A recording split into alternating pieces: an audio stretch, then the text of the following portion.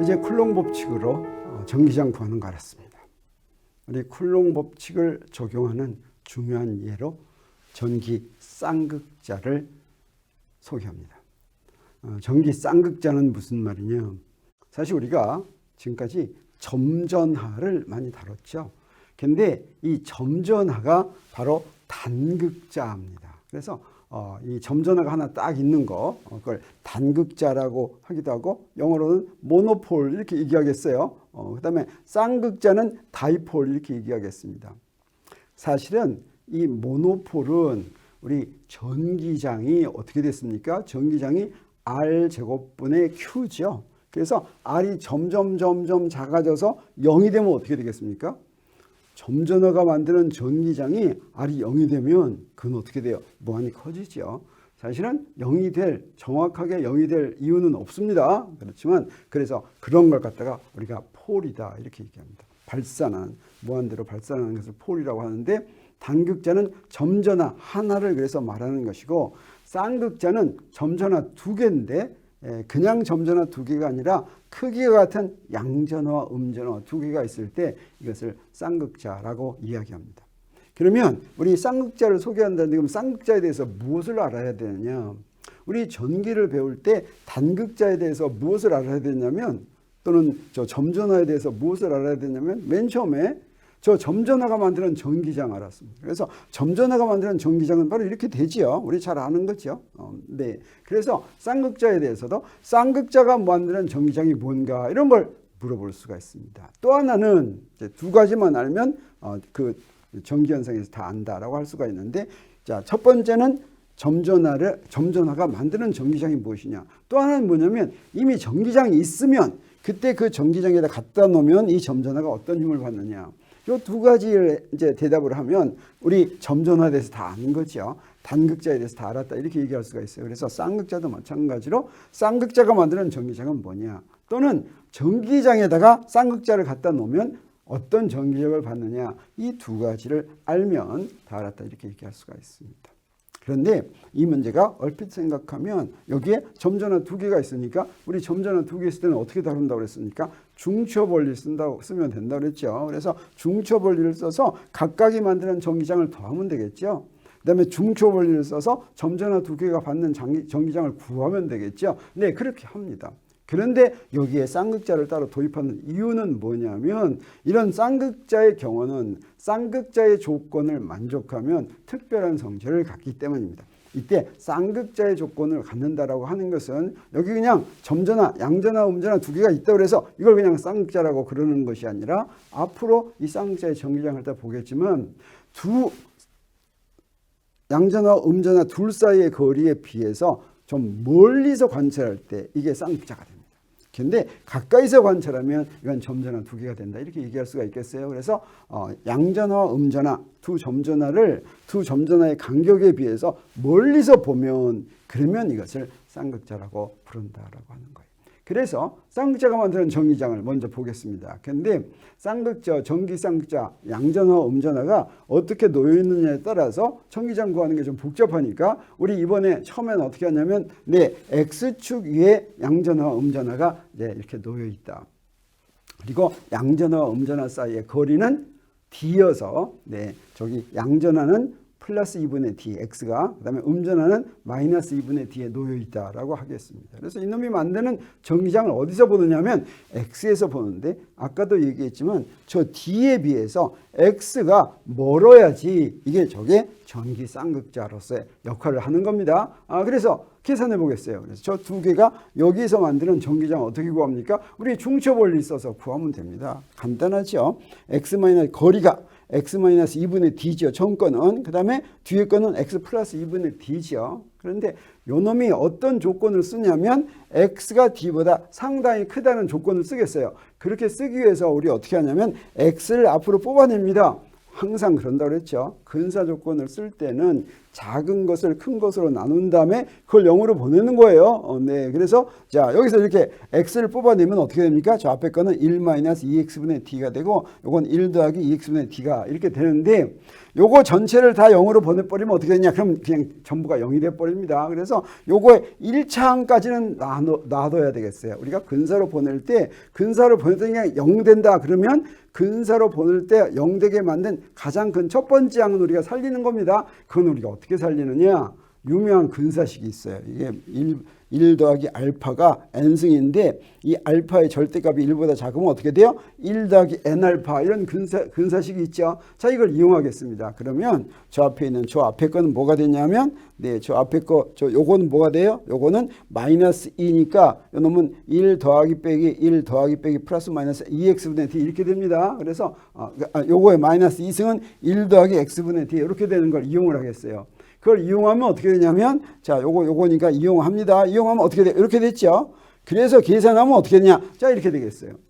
그래서 그러면 요거는 x 3승분의 qd인데 이래서 우리가 전기장을 구했습니다. 이 전기장은 어떻게 쓸 수도 있냐면 그냥 이렇게 씁니다. 뭐를 바꿨습니까? QD를 P라고 바꿔 썼어요.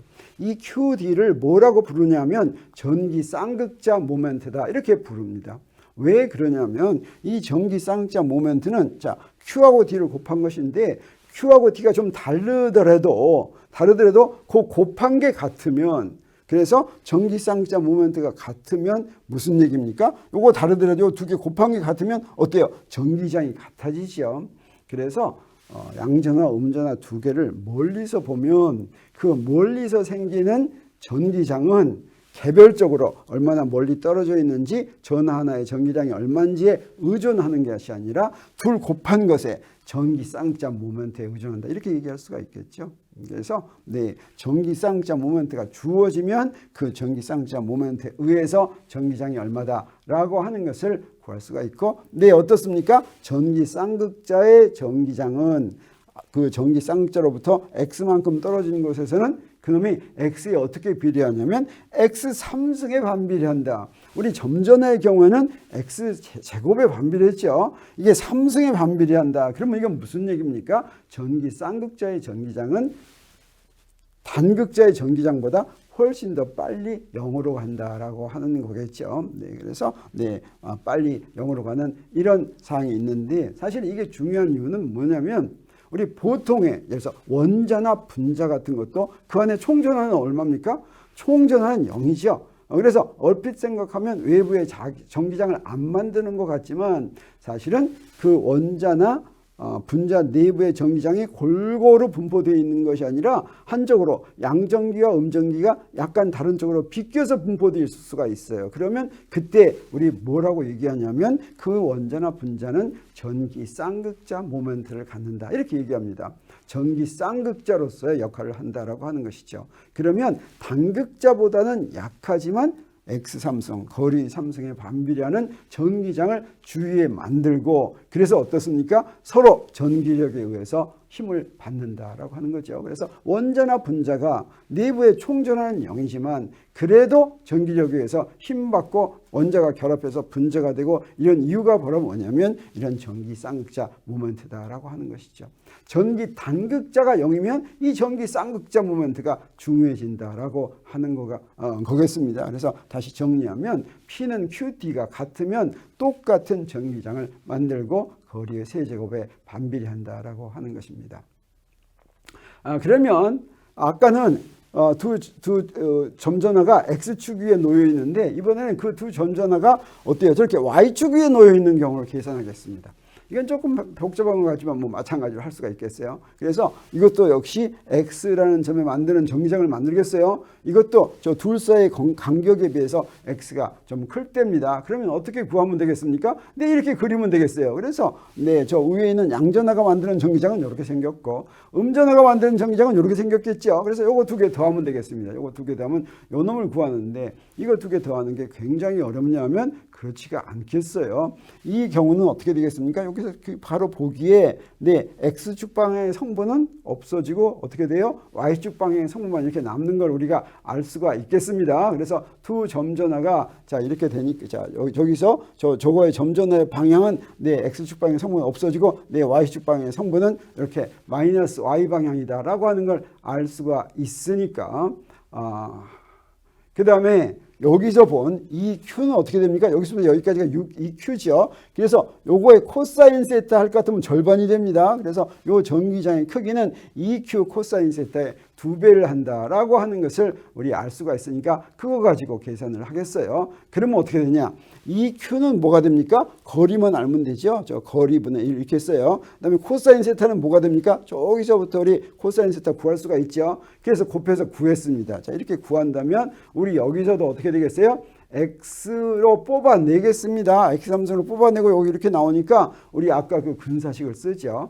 그래서 그 근사식을 쓸 것 같으면 이 경우에는 요거 그냥 요거 제곱이니까 없다고 그래도 되겠어요. 그래서 요거 없다고 그래도 0이 안 되죠. 그래서 없다고 해도 0이 안 되면 요거 0 보낼 수가 있습니다. 그래서 어떻게 됐습니까? 이렇게 되는데 이 경우도 마찬가지로 어떻습니까? Q하고 D 곱하는 것에 의존하죠. 전기 쌍극자 모멘트에 의존합니다. 근데 아까의 경우와 조금 다릅니다. 크기가 어떻게 다릅니까? 아까의 경우보다 크기가 2분의 1이죠. 아까는 여기가 2파 입실론 제로였어요. 이번에는 4파 입실론 제로입니다. 그래서 저렇게 Y축에 놓여 있으면 전기장의 세기가 절반으로 되는구나 하는 것을 알았습니다.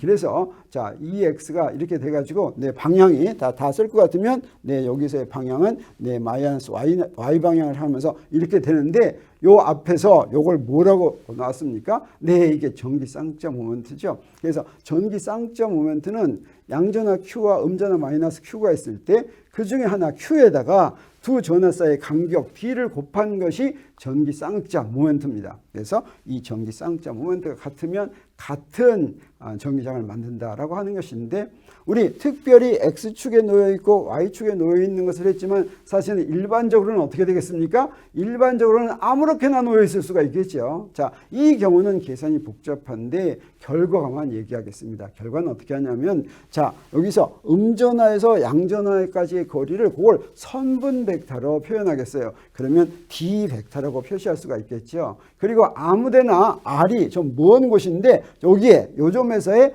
전기장을 구하도록 하겠습니다. 그러면 전기 쌍극자 모멘트는 사실은 벡터량이었습니다. 아까 전기 쌍극자 모멘트의 크기는 QD 그랬죠. 근데 벡터량이에요. 방향은 어떤 방향이냐? D와 D의 방향과 같습니다. 이 D는 어떻게 구했어요? 마이너스 점전하에서 플러스 점전하로 향하는 선분 벡터였죠. 이게 전기 쌍극자 모멘트의 원래 정의가 되겠습니다. 그러면 이 점에서의 전기장은 어떻게 구하냐면 조금 복잡한 식이 돼요. 네, 그래서 요게 복잡한 식인데 자 이렇게 됩니다. 이 식이 만족하려면 어떻게 해야 되겠어요? R이 D보다 커야 되겠습니다. R이 D보다 큰데 계산하면 이렇게 되겠어요. 자, 이건 좀 복잡하지만 아까 이 경우에다가 아까는 특별한 경우 대입하면 이건 일반적인 경우입니다. 그래서 전기 쌍극자 모멘트가 원점에 있는 전기 쌍극자 모멘트가 아무런 각이나 있을 때 여기 X축이나 Y축이 아닌 일반적인데 P점에서 만드는 전기장은 이런 모양이다라고 하는 거죠. 이거는 뭐 구할 수도 있어요. 뭐 그렇게 어렵지는 않습니다. 근데 어떻게 구하는 게 더 좋냐면 사실은 자 저기서부터 우리 나중에 뭘 배우냐면 전위를 배웁니다. 스칼라 포텐셜을 배우는데 스칼라 포텐셜에서부터 전기장을 구할 수가 있어요. 그때는 이제 훨씬 쉬워지는데 지금 바로 구하려면 조금 어려워집니다. 그래서 아무튼 이제 우리 무엇을 확인하고 싶으냐면 이렇게 일반적으로 구한 거하고 아까 우리가 X축, Y축에 있을 때 구한 거하고 한번 비교해 보고 싶죠. 그래서 전기 쌍극자가 만드는 전기장을 아까 처음에 이렇게 한 거 있었어요. 네. 그러면 어떻게 되냐? 이때는 전기 쌍극자 모멘트가 어떤 방향입니까? 요거는 X축 방향이다라고 하는 걸 알 수가 있겠죠. X축 방향 맞죠? 마이너스 Q에서 플러스 Q니까 X축 방향이죠. 네, 그러면 네 여기다가 이 일반적인 전기장의 방향에다가 자 R은 XX고 P는 PX 이렇게 한 걸 대입하면 어떻게 됩니까? 여기다 대입했더니 뭘 구해지냐면 집어넣었어요.